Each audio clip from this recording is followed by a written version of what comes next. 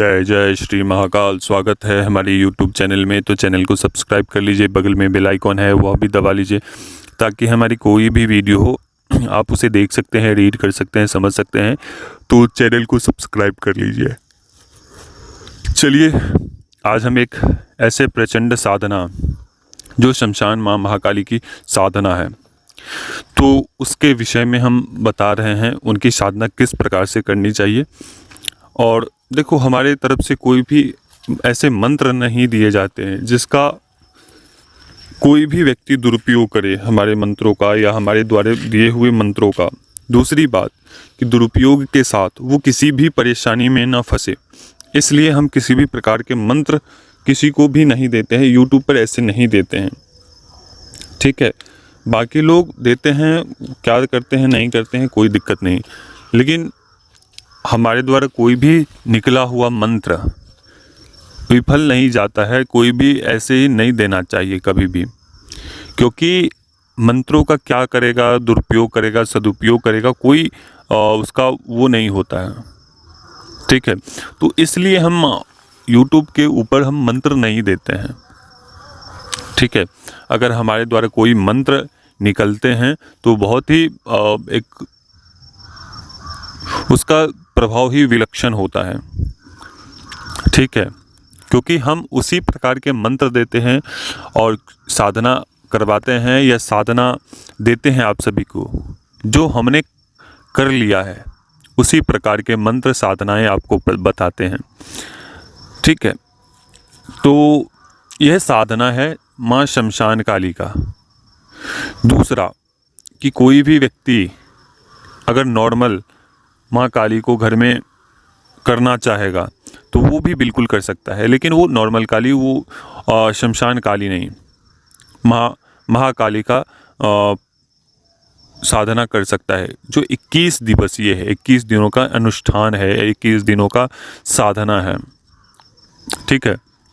ये ऐसे क्षेत्रों में किया जाता है जहाँ प्रायः शमशान हो, खुला आसमान हो, जहाँ शमशान का क्षेत्र हो, या ऐसे वनीय क्षेत्र में जहाँ कोई भी व्यक्ति रात्रि के समय उपस्थित ना हो।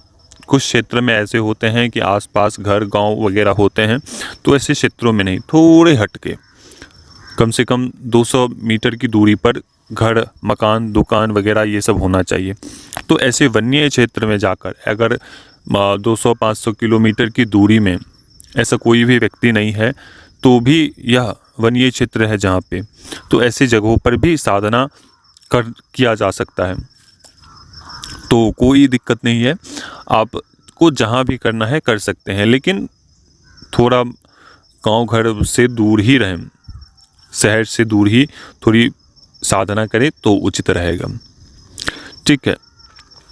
तो यह साधना माँ शमशान काली की साधना है। यह साधना एक भयंकर भयदायक भी है, लेकिन साधक को अपने गुरु के ऊपर पूर्ण निष्ठा के साथ आपको यह साधना करनी है।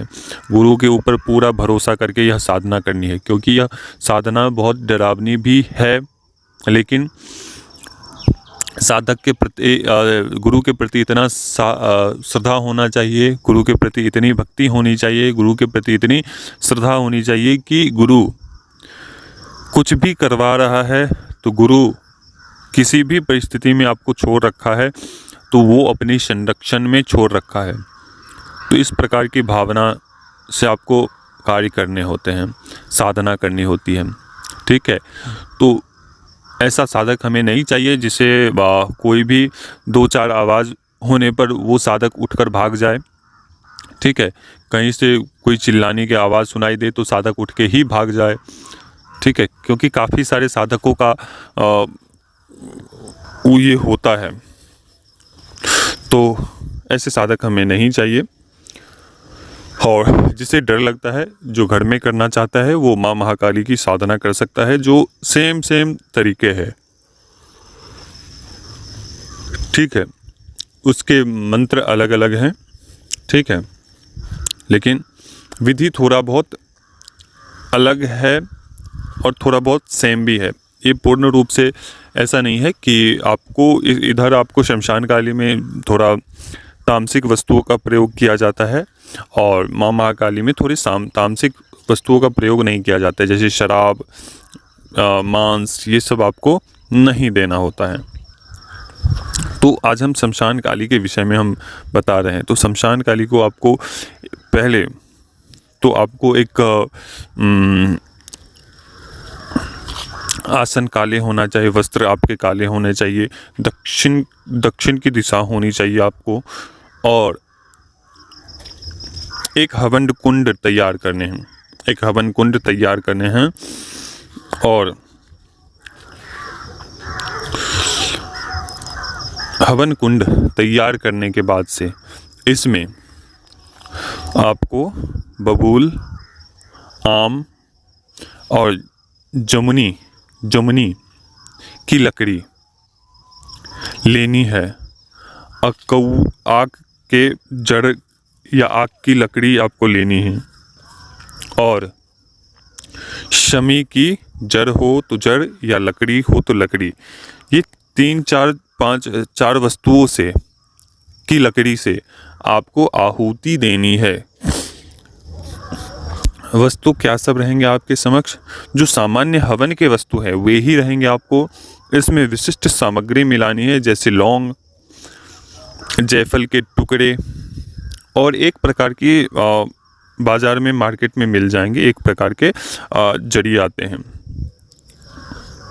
ठीक है, जो एक पेड़ का खाल होता है, टुकड़ा होता है, ठीक है, पपड़ी होती है पेड़ की।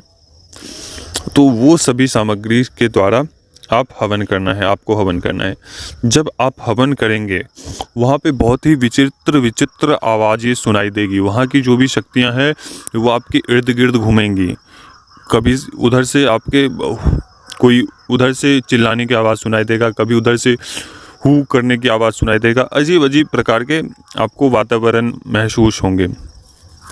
और जैसे ही आपके जो मंत्र आहुतियाँ संपन्न होंगी, तुरंत ही वो माँ महाकाली, शमशान माँ महाकाली कभी आपको दिखेंगे कि उस हवन से कुछ आकृतियाँ निकल रही है, शमशान काली जैसी कुछ आकृति निकल रही है, या अन्य प्रकार की आकृति निकल रही है उस हवन कुंड से। तो आपको घबराना नहीं है इस स्थिति में। और उससे पहले जब आप साधना करेंगे, उसकी आप हवन करेंगे, तो उस समय बहुत सारी विचित्र सी आवाज़ें सुनाई देगी। ये देगी ही देगी आपको। उठाने के उस शमशान की जितने भी प्रकार की शक्तियां हैं, आपको भरपूर प्रयास करेंगे कि यह साधक उठ जाए, छोड़ दे, भाग जाए, ठीक है। धमकी भी आपको आएगी कि जा, यहाँ से उठ जा, यहाँ पर बहुत सारी शक्तियाँ आपको मारने के लिए आएगी, बोलेगी उठ जा, भाग जा, नहीं तो मैं तेरा खून पी जाऊँगा। आपके मरे हुए जो प्रियजन है उसके सबको दिखाएगी, उसके मुंड को दिखाएगी। तो इस प्रकार के आपको वहाँ की शक्तियाँ बहुत ही परेशान करेंगी। तो साधक को भयभीत नहीं होने, ना ही घबराने हैं आपको, ठीक है। और इस प्रकार से वो आपको करेंगी। तो साधक को इस समय भयभीत नहीं होना चाहिए, शांति से अपने कार्य को देखना चाहिए, अपनी साधना को करनी चाहिए। ध्यान रहे, ये ऐसे भी शक्तियां हैं कि वो घर से भी फ़ोन करवा सकती हैं, ठीक है। तो आपको विस्मय परिस्थिति में वो डाल सकती है शक्तियाँ, जो शमशान की शक्तियाँ होती हैं। क्योंकि अगर वहाँ पे माँ महाकाली आ जाएगी तो जो नकारात्मक शक्तियों का वहाँ पे प्रभाव है वो छिन्न भिन्न करती हुई आएगी माँ महाकाली, ठीक है।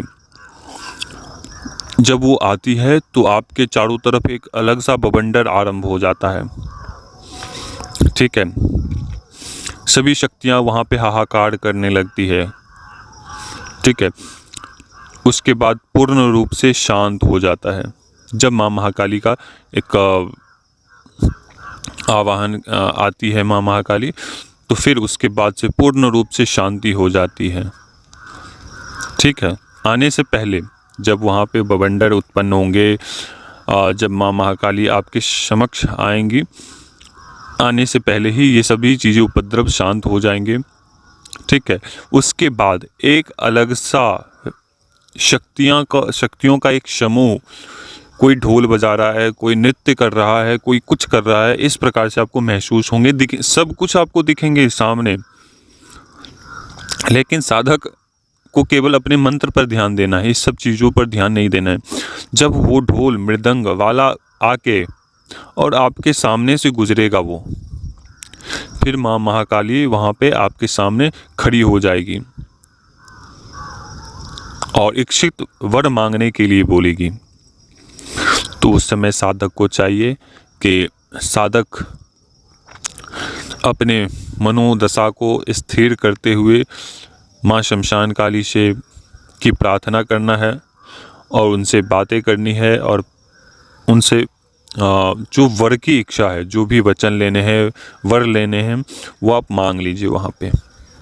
ठीक है, और माँ महाकाली उस समय से आप उनके पुत्र हो गए, वो आपकी माता हो गई।